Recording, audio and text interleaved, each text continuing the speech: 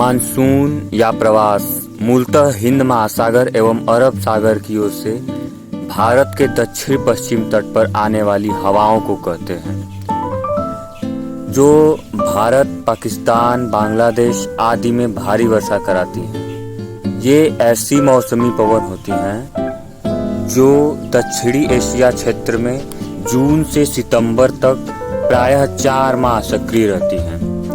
इस शब्द का प्रथम प्रयोग ब्रिटिश भारत में एवं पड़ोसी देशों के संदर्भ में किया गया था। ये बंगाल की खाड़ी और अरब सागर से चलने वाली बड़ी मौसमी हवाओं के लिए प्रयोग हुआ था, जो दक्षिण पश्चिम से चलकर इस क्षेत्र में भारी वर्षाएं लाती थी। हाइड्रोलॉजी में मानसून का व्यापक अर्थ है कोई भी ऐसी पवन जो किसी क्षेत्र में किसी ऋतु विशेष में ही अधिकांश वर्षा कराती है। यहाँ ये उल्लेखनीय है कि मानसून हवाओं का अर्थ अधिकांश समय वर्षा कराने से नहीं लिया जाना चाहिए। इस परिभाषा की दृष्टि से संसार के अन्य क्षेत्र जैसे उत्तरी अमेरिका, दक्षिणी अमेरिका, उप सहारा अफ्रीका, ऑस्ट्रेलिया एवं पूर्वी एशिया को भी मानसून क्षेत्र की श्रेणी में रखा जाता है। ये शब्द हिंदी व उर्दू के मौसम शब्द का अपभ्रंश है।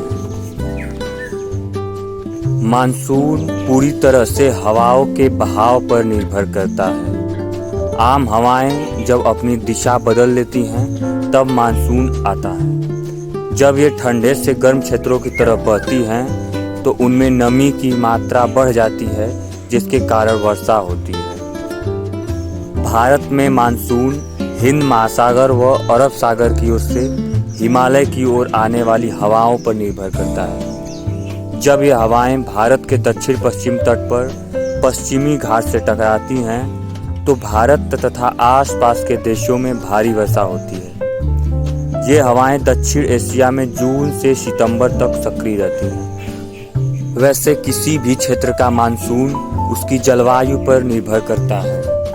भारत के संबंध में यहाँ की जलवायु उष्णकटिबंधीय है और ये मुख्यतः 2 प्रकार की हवाओं से प्रभावित होती है, उत्तर पूर्वी मानसून व दक्षिण पश्चिमी मानसून। उत्तर पूर्वी मानसून को प्रायः शीत मानसून कहा जाता है। यहाँ हवाएं मैदान से सागर की ओर चलती हैं, जो हिंद महासागर, अरब सागर और बंगाल की खाड़ी को पार करके आती हैं।